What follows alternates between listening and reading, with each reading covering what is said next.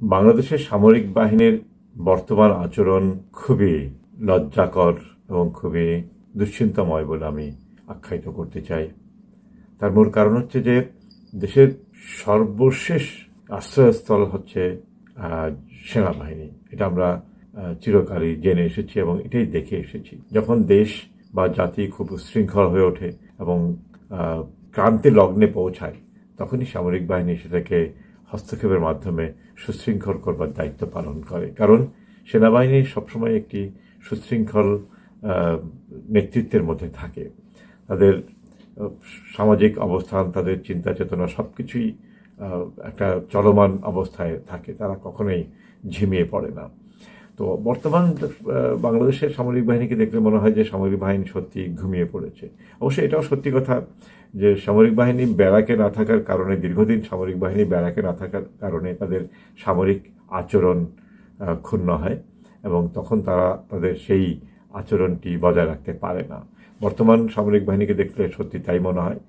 জনগণের চেয়েও তাদের আক্রোশ এবং তাদের শক্তি, তাদের সবকিছুই কেমন যেন কম মনে হচ্ছে। অর্থাৎ এখানে মনে হচ্ছে যে একটা শ্রেণী, উচ্ছৃঙ্খল শ্রেণী তাদের চেয়েও শক্তিশালী। এটা প্রতীয়মান হচ্ছে এবং এটাই স্বাভাবিক। কারণ সামরিক বাহিনীর যে হঠাৎ একটা উচ্ছৃঙ্খল পরিবেশকে সামরিক বাহিনীর রাস্তায় নেমে গেলেই কিন্তু জনগণ সুশৃঙ্খল হয়ে ওঠে। এটাই আমরা দেখেছি ইতিপূর্বে যে যখনই কোনো মারাত্মক দুর্ঘটনা ঘটে, যখনই কোনো মারাত্মক আন্দোলন সূত্রপাত হয়, জ্বালাও পোড়াও আন্দোলন সূত্রপাত হয়, তখন রাস্তায় সামরিক বাহিনী নেমে গেলেই কিন্তু সেটা শুধু তাদের পোশাক দেখেও কিন্তু ইতিপূর্বে আমাদের অনেক সমাজ সুশৃঙ্খল হয়েছে। হ্যাঁ, সেটা যদিও সাময়িক, সেটাকে চাপিয়ে রাখা হয়েছে, তবুও অন্তত এটা যদি চাপানো না হয় তাহলে এটা ক্যান্সার হতে পারে। ক্যান্সারের রোগীকে প্রথমে কিন্তু একটা কেমো দিয়ে চাপিয়ে রাখা হয়, তাহলে সে হয়তো বেঁচে যেতে পারে।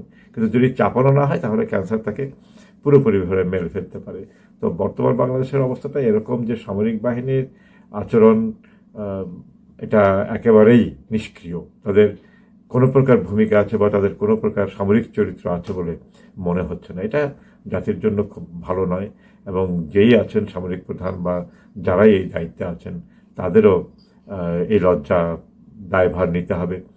এবং সে অনেকেই বলছেন যে ওয়াকার সাহেব শেখ হাসিনার বা প্রাক্তন সরকারের আত্মীয়। যদিও তিনি আত্মীয়, তারপরেও আমি বারবার বলেছি যে আত্মীয়তা দিয়ে প্রশাসন চলে না।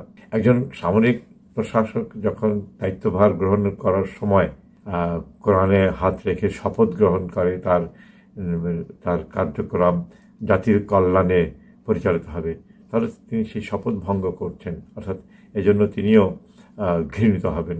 অর্থাৎ নিজেকে ঘৃণিত তৈরি করছে আজকের সামরিক বাহিনীর যারা উচ্চ পর্যায়ে আছে।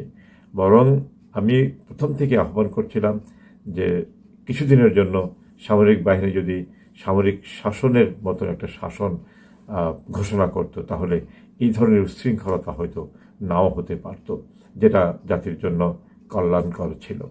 এভাবে যদি চলতে থাকে তাহলে এই সরকারের যে প্রচেষ্টা সেটাও ব্যর্থ হবে, এই সমাজের যে যুব সমাজের চরিত্র সেটাও নষ্ট হবে।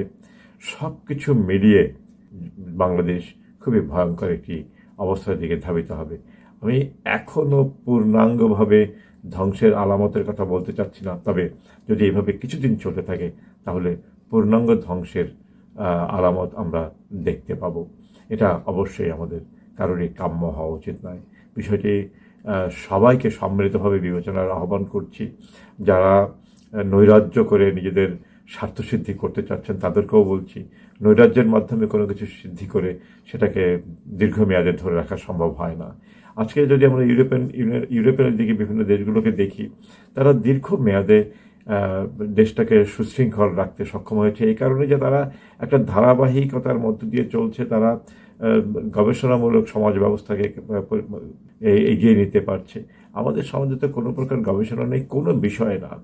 আমি এই বিষয়টি বারবার বলে আসছি, দীর্ঘদিন থেকে আবেদন করছি যে আমরা আমাদের রাজনৈতিক অস্থিতিশীলতার কারণে আমরা কোনো বিষয়ে গবেষণা করতে পারছি না, যেটা আসলে কোনোভাবেই কিন্তু কেউ শান্তিতে থাকতে পারবে না, কেউ না।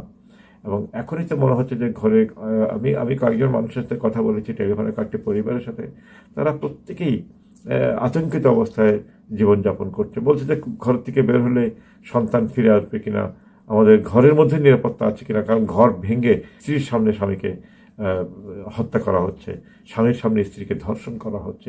এগুলো সংখ্যা বৃদ্ধি পাচ্ছে এবং খুব একেবারে নির্দ্বিধায় বলা যায় এই সরকার কিন্তু এই জন্য বিন্দু মাত্র দায়ী না।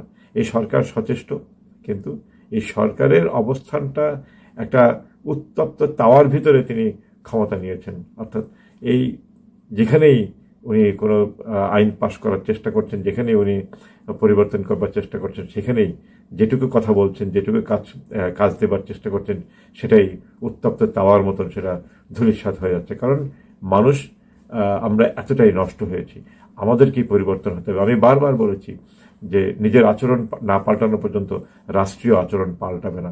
এই সরকারকে অনেকে আমরা স্বৈরাচার বলছি, আর যদি আমার আচরণ না পাল্টাই তাহলে সরকারের স্বৈরাচারী আচরণ পাল্টাবে না। যেন সবাইকে দেশের কল্যাণে, জাতির কল্যাণে ঐক্যবদ্ধ হবার আহ্বান জানিয়ে আমার চ্যানেলটিকে সাবস্ক্রাইব করবার পুনরায় আহ্বান করে শেষ করছি। আল্লাহ হাফেজ।